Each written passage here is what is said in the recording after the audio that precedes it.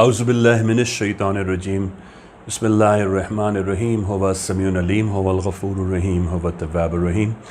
اللہم صلی علی محمد وعلی آل محمد دربار امام زادہ عبداللہ شاہ لشتر غازی بابا پاکستان سے السلام علیکم ورحمۃ اللہ وبرکاتہ۔ مرشد کا ہونا کیوں ضروری ہے؟ مرشد کے معنی ہے رشد سے رہنمائی کرنے والا، کیونکہ لفظ مرشد رشد سے بنا ہے۔ رشد کہتے ہیں ہدایت کو، اور جو اس رشد راہ پر آپ کو گائیڈ کرے، آپ کو لے کر چلے، آپ کی پرورش کرے، آپ کی ٹھوک بجا کر مرمت کر کے راہ ولایت میں، راہ خدا میں، راہ صوف میں ایک پراپر پروسیجر کے ساتھ سلوک کے ذریعے، صلاح کے ذریعے درجہ صالحین کی طرف آپ کو روانہ کرنے کی دن رات محنت صرف کرے، ایسے رہنما کو، ایسے رشد کرنے والے کو مرشد کہتے ہیں۔ مرشد ہونا کیوں ضروری ہے؟ سب سے پہلے تو یہ سمجھ لیجئے کہ سرکار علیہ الصلاۃ والسلام علیہ وسلم کی حدیث ہے، جس کا کوئی مرشد نہیں ہے اس کا مرشد ابلیس ہوتا ہے۔ یہ وجہ اس لیے ہے کہ سرکار نے مولا علی کا ہاتھ بلند کر کے یہ فرما دیا ہے، من کنت مولا فہذا علی مولا، میں اسی کا مولا ہوں گا علی جس کے مولا ہوں گے۔ لہٰذا علی جب تک آپ کے مولا نہیں ہیں، سرکار آپ کے مولا نہیں ہو سکتے۔ تو یہ مرشدی مولائی کا جو رابطہ ہے، یہ رہنمائی آپ کو مرشد کے ذریعے ہی میسر آ سکتی ہے، اور اس میں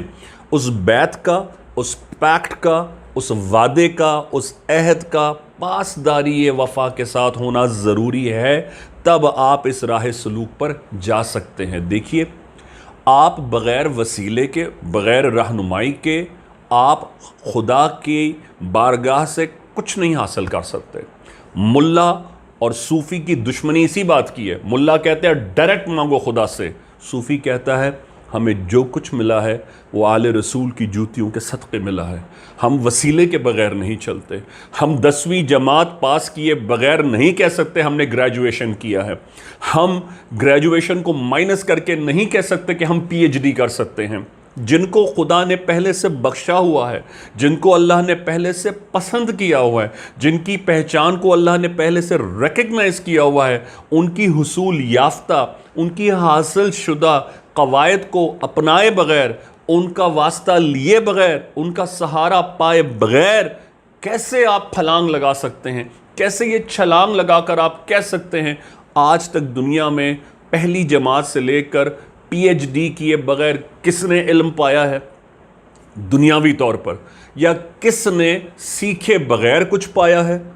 مولا علی نے سرکار کی آغوش رسالت سے، خانہ کعبہ سے باہر آ کر آغوش رسالت میں سب کچھ پایا۔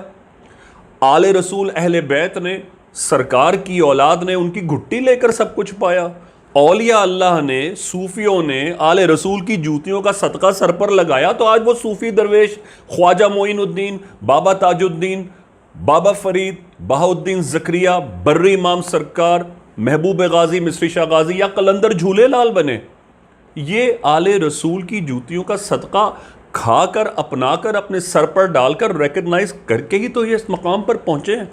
مرشد کا ہونا، رہبر کا ہونا اپنے آپ کی اصلاح کے لیے، اپنی دین کے لیے بہت ضروری ہے،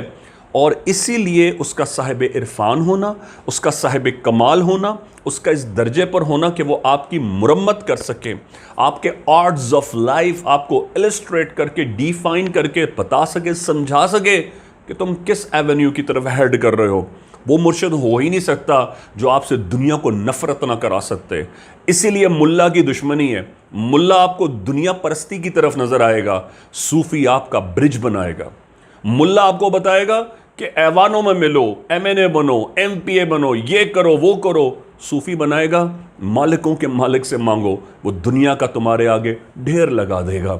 اسی لیے مرشد کا ہونا ضروری ہے، کیونکہ وہ طاقت اصل کی بات کرتا ہے، وہ انجام کی بات کرتا ہے، وہ صاحب ولایت، صاحب پنجتن کے صدقے سے کھانا بتاتا ہے، وہ احسان فراموش نہیں ہوتا، وہ یہ بتاتا ہے آج ہم کس کے صدقے مسلمان ہیں، وہ یہ بتاتا ہے صوفی کہ آج ہم کس کی وجہ سے نماز پڑھتے ہیں، آج کس کی بدولت مسجدوں میں اذان ہوتی ہے، اور ملا یہ کہتا ہے بس اذان ہوتی ہے، اللہ کا نام ہوتا ہے، وہ یہ کبھی نہیں بتائے گا کہ اس اذان کو بچانے کے لیے عباس نے شانے کٹائے ہیں، اس اذان کو بچانے کے لیے حسین نے نیزے پر سر چڑھایا ہے، اس سجدے کو بچانے کے لیے 72 لوگوں نے حسین کے ساتھ سر کٹایا ہے، اس خطبے کو بچانے کے لیے، اس دین محمدی کو بچانے کے لیے نبی کی بیٹیوں نے زینب بن کر شام میں جا کر دنیا کے دربار یزید میں ملاؤں کے سامنے